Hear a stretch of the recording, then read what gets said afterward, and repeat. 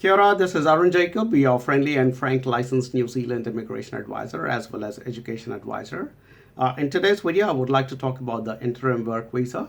Recently, I've been getting a lot of inquiries from people who are already here in New Zealand and they're on a particular type of work visa, and now they are planning to apply for another work visa. For instance, somebody's on a student visa and applying now for a post-study work visa, open post-study work visa. And sometimes immigration department is not able to arrive at a decision on the new work visa application within the time that is still left on the student visa, and so they are giving something called an interim visa, and they are taking that time to ensure that they assess the application and come back with an approval or a decline. So I think the big question in the minds of a lot of people when they are applying for a second visa, I mean, especially let's say there is a student who is on a student visa and applying for a post-study work visa open, and if the student is married and their spouse was already in New Zealand and they were already on a open work visa by virtue of being the spouse, and now they have to apply for another visa. So people are getting a little confused as to whether they will get what kind of visa they will get and whether it will affect their work conditions. So I did a little bit of research to lend some clarity. As always, I'm trying to put good, straightforward information so that out there, so that all of you can get proper, solid information. So I did a bit of research and I was looking at all the different permutations and combinations that affect somebody who might be given an interim visa condition. So there are only two kinds of situations where an interim visa will allow you to continue to work. The first situation is where if you are on a work visa, employer specific, like an essential skills work visa, for instance, which clearly says that this person can work for this employer in this designation, in this particular location. So that would be a work visa which is employer specific. More often than not, it will be an essential skills work visa.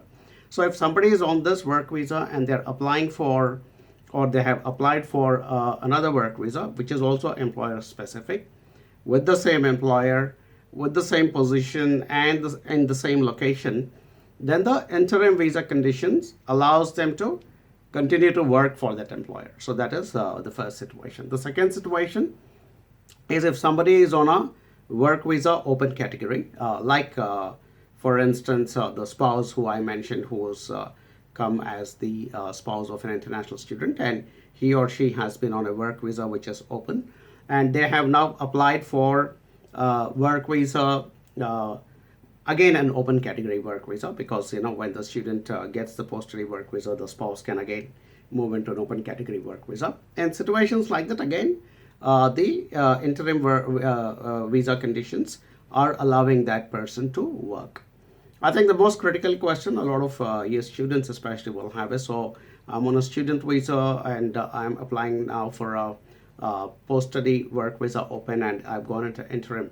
Can I work or not? Unfortunately, no, because it clearly states that you will be moving into visitor conditions. So till such a time that your application is adjudicated or come out with an approval or a decline, you will not be able to work because you will be on visitor conditions. Open work visas or applications are mostly those which are like a post-study work visa or the working holiday makers and partner of a worker or partner of a student. So these are some of the work visas which are in the open category. So based on this particular table, if you are granted visitor work conditions, obviously you should not work.